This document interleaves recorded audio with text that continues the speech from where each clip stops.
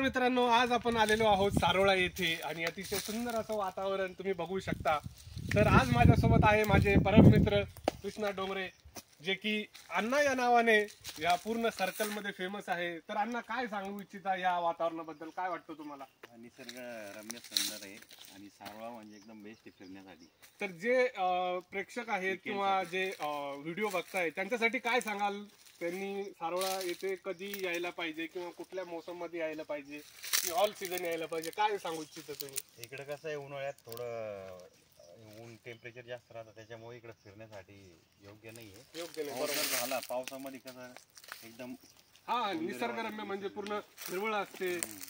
ही पण हिरवळ आणि दुसरी हिरवळ असते. तुम्हाला असं म्हणायचं की पावसाळ्यामध्ये लोकांनी हॉटेल पण आहे, हॉटेल जेवणाचा आस्वाद घेऊ शकता.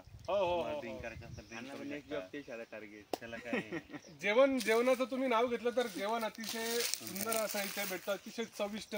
खूप चांगल्या हॉटेल्स इथे आहेत आणि मी तुम्हाला दोन्ही मिळते. सर्वांना मी आवर्जून सांगेल की तुम्ही इथे या, व्हिजिट करा आणि फक्त ते निसर्गाचा आणि जेवणाचा आनंद घ्या. सारोळा आपला संभाजीनगर मध्ये सगळ्यात फेमस झालाय, आता महिसमाळपेक्षा पण फेमस झालाय खूप. आणि शहरापासून फक्त 12 ते 15 किलोमीटरच्या अंतरावर आहे. आणि आज भारत पाकिस्तान मॅच आहे, तर रोहित शर्मा पण आमच्या सोबत आज जुडलेला आहे आणि बाबर आज व्हिडिओ काढतोय.